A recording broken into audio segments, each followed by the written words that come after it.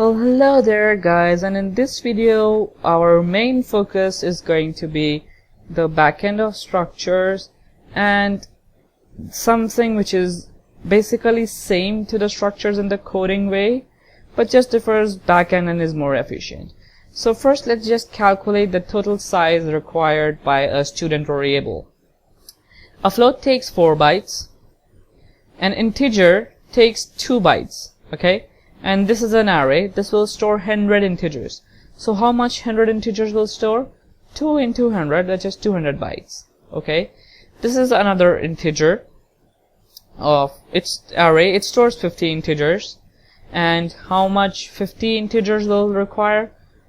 2 bytes, which is the size of one integer, and we are storing 50 integers. So 2 into 50, 100 bytes. So total size required by a student type variable is 100 plus 200 plus 4, that is 304 bytes. Alright, so hence the struct student start variable takes 304 bytes from RAM. Suppose we are not storing anything in A and B and storing all 50 numbers in C. So what basically I am trying to say is our 4 bytes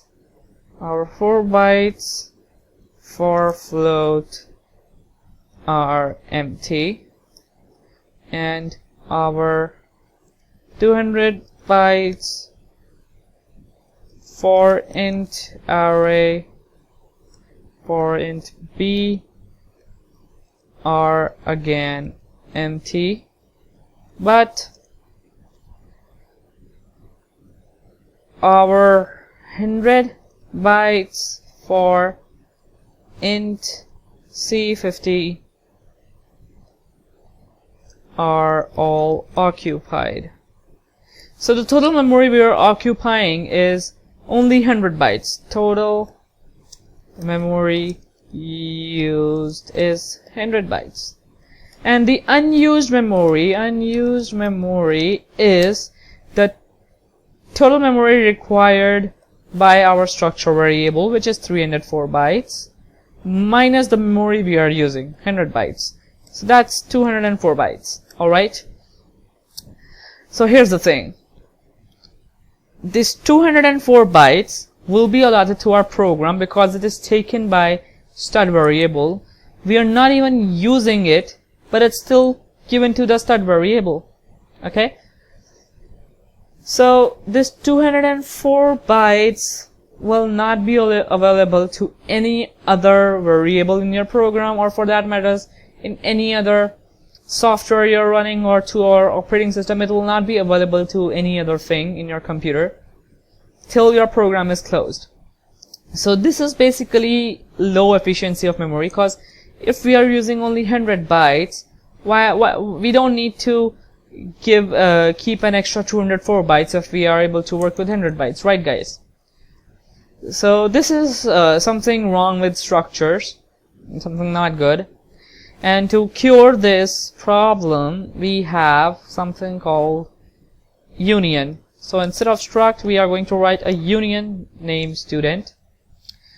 All the working of a union will be same as a structure, so I'm not gonna explain all the codes, because it's going to be same as a structure. The only difference is we are replacing struct by union, and then the backend working. So what this union do is, instead of totaling the memory it requires to store each object, it takes the memory only required by the largest object. So this is in case of a struct student. And in case of a union, the memory will be taken like this. It will check among these three which needs the largest bytes, or which needs the largest memory. So float needs 4 bytes, B array for 100 integers needs 200 bytes, and C array 50 for 50 integers needs 100 bytes. So the largest memory required by any member, mind you these are called members for structs or unions, largest memory required by any member is 200 bytes. So instead of taking the sum of all these memories, it's going to take only 200 bytes from RAM. So any union variable will take 200 bytes from RAM. So it will only take now 200 bytes. And now, say the same example, we are not storing anything in A or B, we are only storing all the numbers in C. So now what will happen, I will remove this.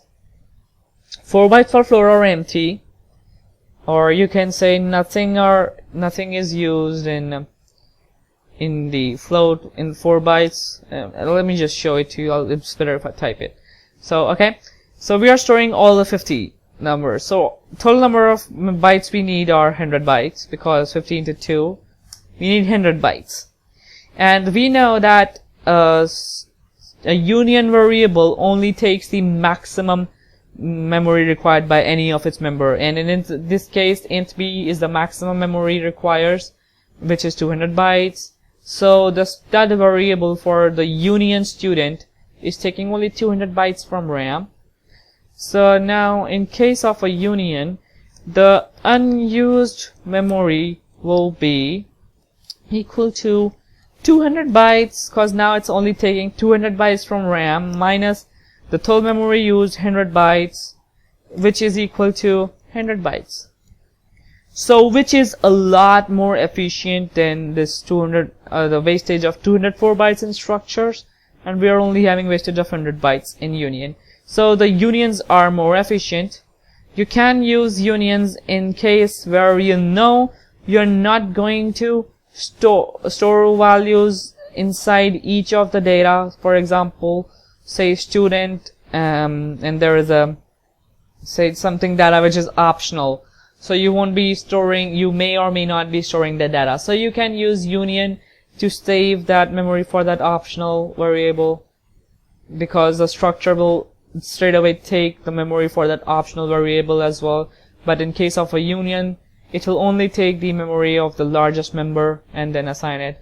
So that's how the union works. It is more efficient in memory. You can use it if you are sure that you are going to have optional data inside your data types.